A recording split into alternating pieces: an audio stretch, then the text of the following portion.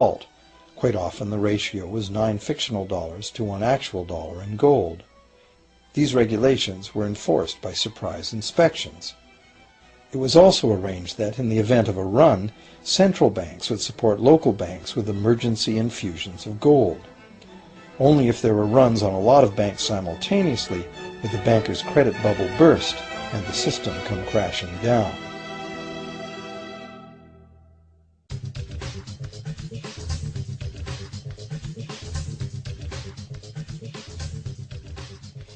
Over the years, the fractional reserve system and its integrated network of banks backed by a central bank has become the dominant money system of the world.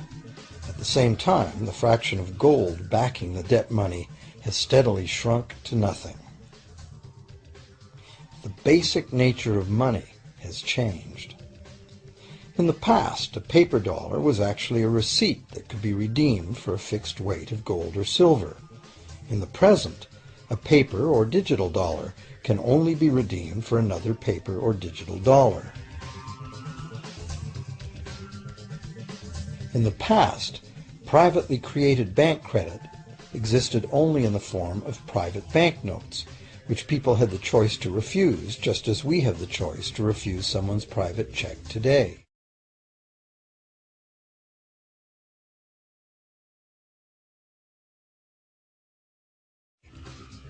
In the present, privately created bank credit is legally convertible to government-issued fiat currency, the dollars, loonies, and pounds we habitually think of as money.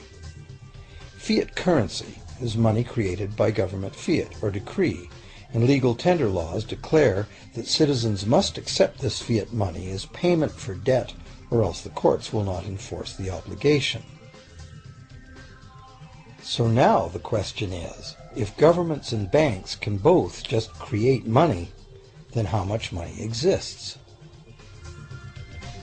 In the past, the total amount of money in existence was limited to the actual physical quantities of whatever commodity was in use as money. For example, in order for new gold or silver money to be created, more gold or silver had to be found and dug out of the ground.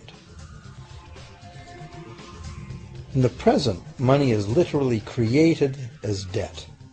New money is created whenever anyone takes a loan from the bank. As a result, the total amount of money that can be created has only one real limit: the total level of debt.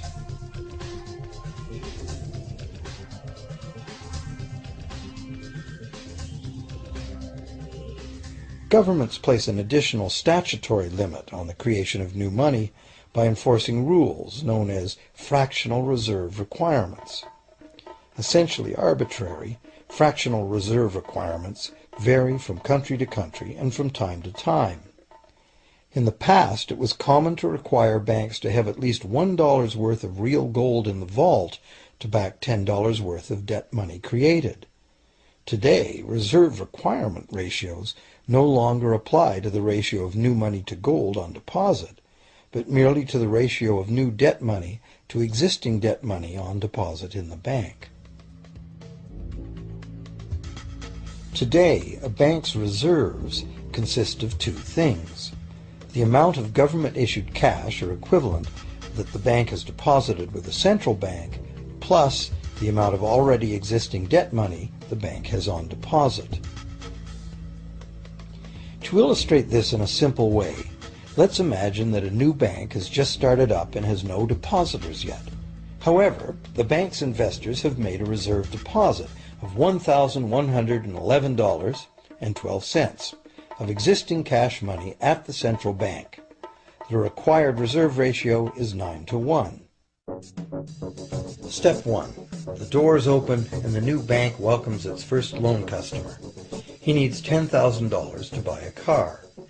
At the 9-to-1 reserve ratio, the new bank's reserve at the central bank, also known as high-powered money, allows it to legally conjure into existence 9 times that amount, or $10,000, on the basis of the borrower's pledge of debt. This $10,000 is not taken from anywhere. It's brand new money simply typed into the borrower's account as bank credit. The borrower then writes a check on that bank credit to buy the used car. Step 2. The seller then deposits this newly created $10,000 at her bank. Unlike the high-powered government money deposited at the central bank, this newly created credit money cannot be multiplied by the reserve ratio. Instead, it's divided by the reserve ratio. At a ratio of 9 to 1, a new loan of $9,000 can be created on the basis of the $10,000 deposit. Step 3. If that $9,000 is then deposited by a third party at the same bank that created it or at a different one, it becomes the legal basis for a third issue of bank credit, this time for the amount of $8,100. Like one of those Russian dolls, where each layer contains a slightly smaller doll inside, each new deposit contains the potential for a slightly smaller loan in an infinitely decreasing series. Now, if the loan money created is not deposited at the bank, the process stops. That's the unpredictable part of the money creation mechanism. But more likely, at every step, the new money will be deposited at a bank, and the reserve ratio process can repeat itself over and over until almost $100,000 of brand new money has been created within the banking system. All of this new money has been created entirely from debt, and the whole process has been legally authorized by the initial reserve deposit of just $1,111.12, which is still sitting untouched at the central bank. What's more, under this ingenious system, the books of each bank in the chain must show that the bank has 10% more on deposit than it has out on loan. This gives banks a very real incentive to seek deposits in order to be able to make loans, supporting the general but misleading impression that loans come out of deposits.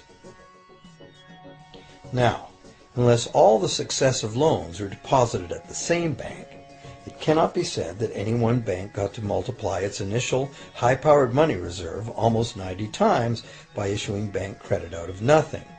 However, the banking system is a closed loop. Bank credit created at one bank becomes a deposit in another, and vice versa. In a theoretical world of perfectly equal exchanges, the ultimate effect would be exactly the same as if the whole process took place within one bank. That is, the bank's initial central bank reserve of a little over $1,100 allows it to ultimately collect interest on up to $100,000 the bank never had.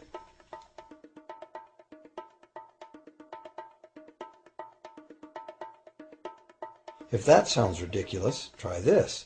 In recent decades, as a result of steady lobbying by the banks, the requirements to make a reserve deposit at the nation's central bank have all but disappeared in some countries, and actual reserve ratios can be much higher than 9 to 1.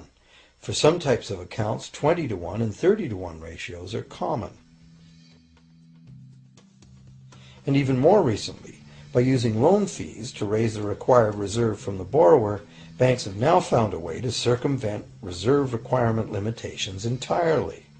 So, while the rules are complex, the common sense reality is actually quite simple. Banks can create as much money as we can borrow.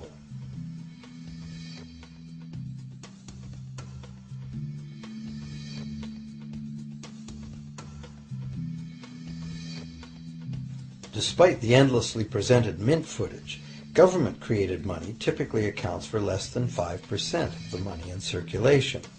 More than 95% of all money in existence today was created by someone signing a pledge of indebtedness to a bank. What's more, this bank credit money is being created and destroyed in huge amounts every day, as new loans are made and old ones repaid.